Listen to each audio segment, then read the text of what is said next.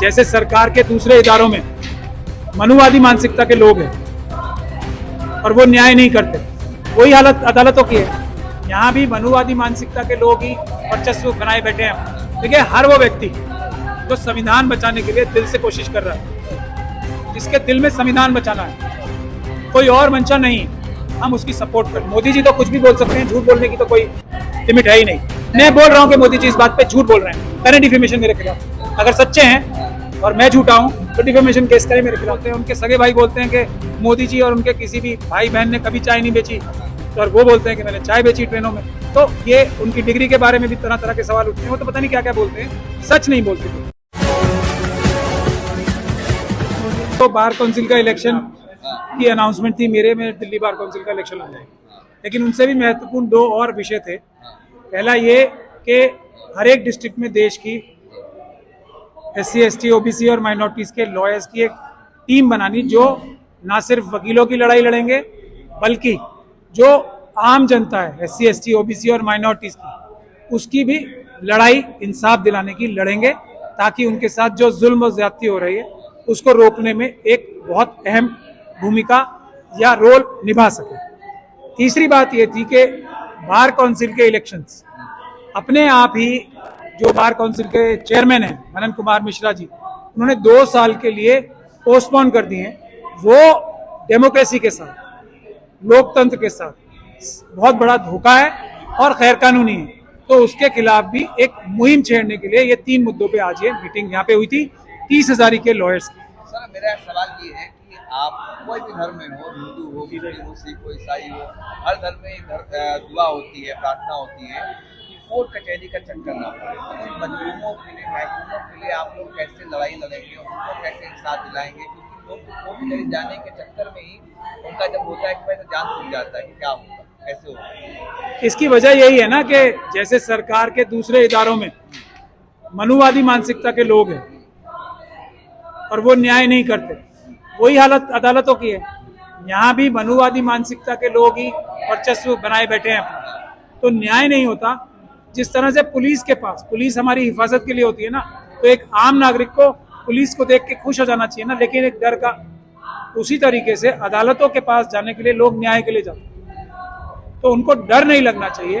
तो ये सिस्टम जो है सुधारने के लिए भी, बाकी सारे लोग जब फेल हो चुके हैं, तो जो असली ईमानदार, शरीफ और बहादुर लोग हैं SC, ST, OBC और माइनॉरिटीज के लोग, जब वो लोग अदालतों में मजबूती से ओहदों पे आएंगे, अदालतों में और बार में यानी कि वकीलों में, तो आप देखेंगे कि लोग न्यायालयों में आने से डरेंगे नहीं और उनको इंसाफ और न्याय भी जल्दी से मिलेगा। ऐसा नहीं होगा कि करोड़ों करोड़ों केस अभी पेंडिंग है अदालत में। तो क्या आप लोग इसके लिए कुछ योजना बना रहे हैं? वही योजना बना रहे हैं ना कि पहले तो हम एक डिस्ट्रिक्ट वाइज, भानु जी ने भी आपको बताया होगा और यहाँ से स्टेज से भी अनाउंस किया, डिस्ट्रिक्ट वाइज हम बहुजन वकीलों की एक टीम बनाएंगे।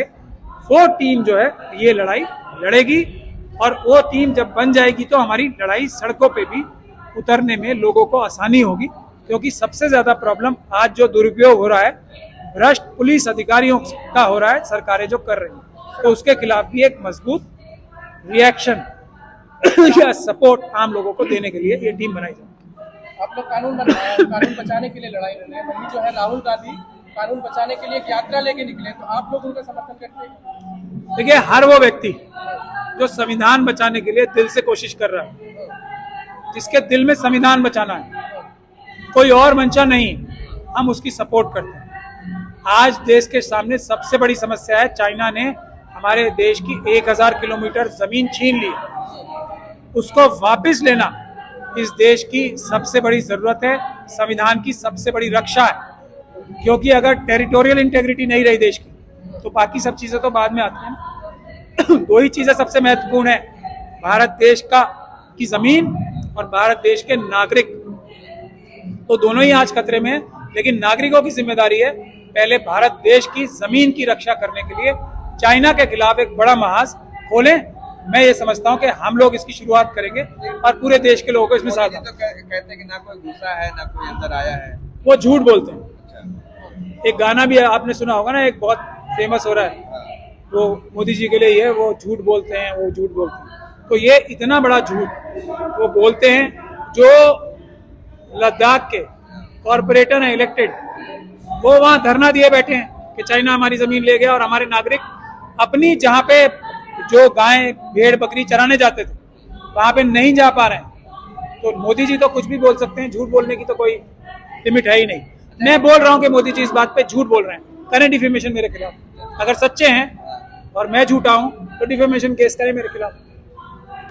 सर क्या लगता है, आपने फ्रंट का भी ऐलान किया है कि हम ऑल इंडिया फ्रंट बनाएंगे, तो ऐसे में जब ऑलरेडी वहाँ पर जो लोग बैठे हैं वो पावरफुल है, तो ऐसे में ये लड़ाई कितनी आसान हम फ्रंट नहीं बनाने की बात करें, हम वकीलों की टीमें बनाने की बात करें पूरे देश में, हर एक डिस्ट्रिक्ट में, हर एक तहसील में, हर एक गांव में, हर एक स्टेट में और नेशनल लेवल पे। तो वो जो आप टीम बनाएंगे वो कितनी मददगार साबित होगी आपकी लड़ाई में, क्योंकि जो जितने भी ज़्यादातर पोस्ट है वहाँ पर अनुवादी बैठे हैं, जैसे आप देखते हैं ज़्यादातर पोस्ट होल्डर वही है, तो कितनी लड़ाई होगी, क्या वो इन्फ्लुएंस नहीं कर सकते जब आप लोग वहाँ लड़ेंगे? देखिए बिल्कुल कर सकते हैं, आपकी बात 100% ठीक है, लेकिन आज़ादी की लड़ाई में भी सबसे ज़्यादा रोल वकीलों का रहा था।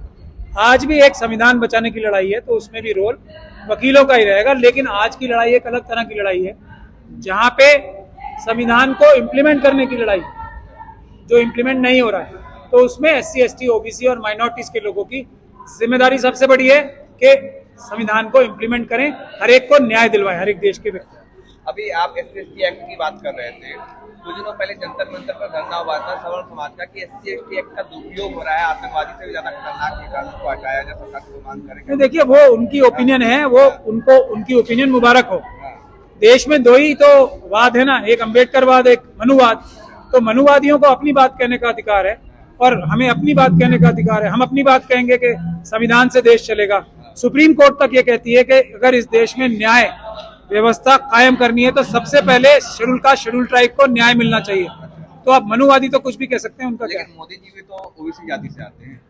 नहीं, कहते तो हैं। अब उनकी किसी भी बात पे भरोसा करने में मुझे तो बहुत परेशानी होती है, शक की नजर से ही देखा जाता है। वो तो बहुत कुछ बोलते हैं, उनके सगे भाई बोलते हैं कि मोदी जी और उनके किसी भी भाई बहन ने कभी चाय नहीं बेची, तो और वो बोलते हैं कि मैंने चाय बेची ट्रेनों में।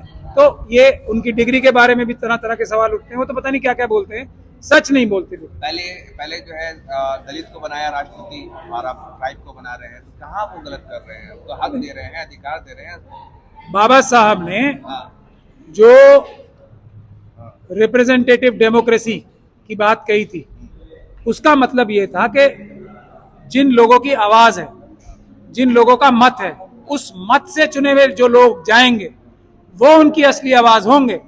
जो किसी पॉलिटिकल पार्टी के नुमाइंदे होंगे या उनके अपॉइंटेड लोग होंगे, वो असली आवाज नहीं होते। ये तो बाबा साहब ने बात कही है। ये राष्ट्रपति बने या कुछ भी बने, लेकिन बाबा साहब का ऐसा मानना था कि ये अपने लोगों की सही आवाज नहीं है। ये बाबा साहब का मानना था और यही हम लोगों का भी मानना है।